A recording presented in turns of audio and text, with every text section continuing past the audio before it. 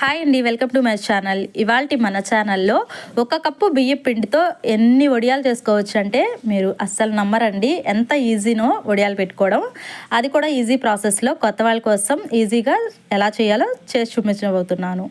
So video అక్కడ skip చేయకుండా అయితే చూడండి. ఇక్కడ ముందుగా అయితే ఒక బౌల్ తీసుకుని అందులోనికి 1 కప్పు దాకా బియ్యం పిండిని అయితే తీసుకోవాలి. 1 కప్పు బియ్యం పిండికి 2 కప్పుల దాకా వాటర్ని తీసుకోవాలి. అలా వాటర్ తీసేసుకుని చక్కగా ఉండలేమీ లేకుండా కంప్లీట్గా కలుపుకోవాలన్నమాట. 1 కప్పు పోసుకునైనా కలుపుకోవచ్చండి, కానీ కొంచెం గట్టిగా వస్తుందన్నమాట. అందుకోసం అనేసి నేను కొంచెం లూజ్గా ఉండాలనేసి 2 కప్పుల దాకా వాటర్ తీసుకున్నాను. ఇలా కంప్లీట్గా చక్కగా ఎక్కడ ఉండలేమీ లేకుండా ఇక్కడ వీడియోలో చూపిస్తున్న విధంగా ఈ విధంగా అయితే కలిపేసేసుకోండి. ఇలా కలుపుకున్న పిండిని తీసి పక్కన పెట్టుకోండి. ఆ తర్వాత స్టవ్ మీద ఒక మందపాటి పాత్రను ఒకటి పెట్టుకుని అందులోనికి 8 కప్పుల దాకా వాటర్ని తీసుకుంటున్నాను. ఇక్కడ వాటర్ అనేది ఏ కప్పుతో అయితే బియ్యం పిండి తీసుకున్నామో అదే కప్పుతో కరెక్ట్గా ఒక 10 కప్పుల దాకా పడతాయండి. ఇక్కడ నేను వాటర్ మరిగించడానికి 8 కప్పులు తీసుకున్నాను అనమాట. ముందుగా బియ్యం పిండిలోకి 2 కప్పులు తీసుకుని కలుపుకున్నాం కదండి, అదేవిధంగా దీనిలోకి అయితే 8 కప్పులు, మొత్తం అయితే 10 కప్పుల దాకా వాటర్ పడతాయి అన్నమాట. ఇలా వాటర్ తీసుకున్న తర్వాత వాటర్ని కంప్లీట్గా బాగా మరిగించాలండి.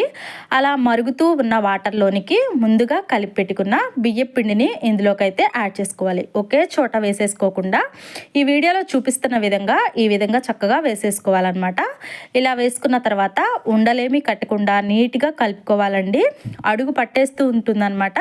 ఇలా పిండిని వేసుకున్న దగ్గర నుంచి కంటిన్యూస్గా కలుపుకుంటూనే ఉండాలన్నమాట. పల్చగా ఉన్న గిన్నె మాత్రం అస్సలు తీసుకోవద్దండి, ఎందుకంటే అడుగు పట్టేస్తూ ఉంటుందన్నమాట. కొంచెం మందంగా ఉన్నది తీసుకుంటే చక్కగా నెమ్మదిగా ఉడికించుకోవచ్చు. చూసారా, ఇక్కడ వీడియోలో చూపిస్తున్నాను, చాలా పల్చగా ఉంది కదా. ఇది ఉడికిన తర్వాత దగ్గర పడి చిక్కబడుతుంది అనమాట. అప్పటిదాకా ఉడికించాలి.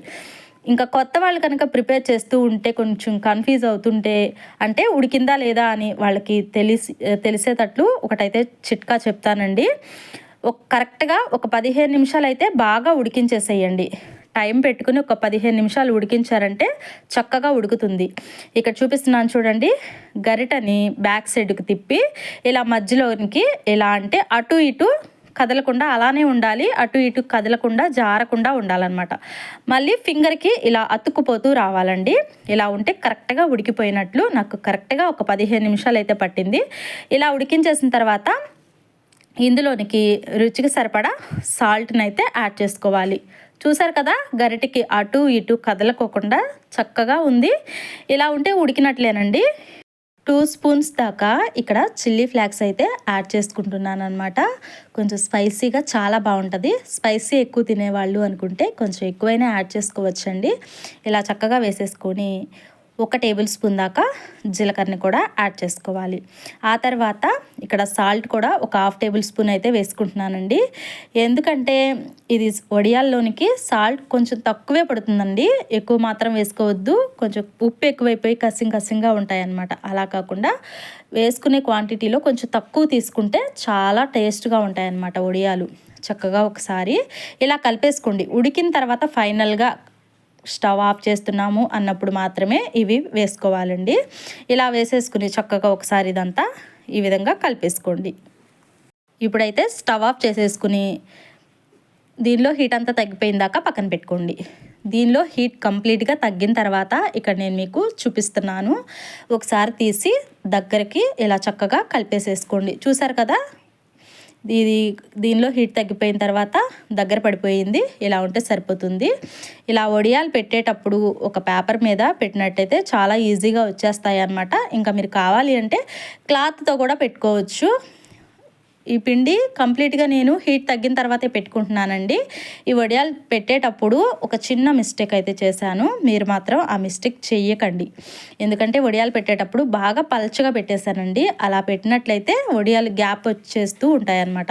అలా కాకుండా వేసి జస్ట్ అలా పైన స్ప్రెడ్ చేస్తే సరిపోతుంది. ఇలా చక్కగా అన్ని వడియాల్ని ఇదే విధంగా పెట్టేసుకోవటమే.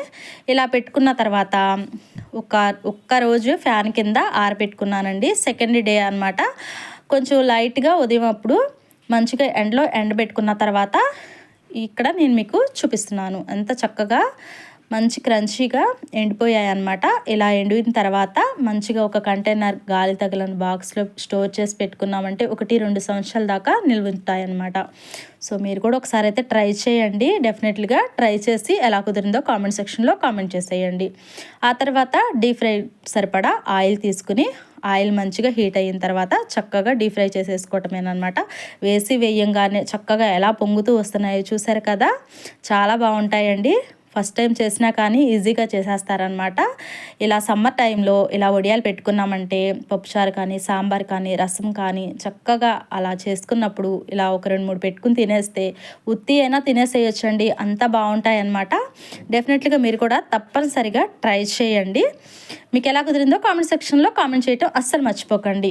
మరి మీకు ఈ వీడియో నచ్చిందనే అనుకుంటున్నాను. నచ్చితే కనుక లైక్ చేయండి, షేర్ చేయండి. కొత్త వాళ్ళు కనుక చూస్తున్నట్లయితే తప్పకుండా మన ఛానల్ని సబ్స్క్రైబ్ చేసుకోండి. Thank you for watching. Have a nice day.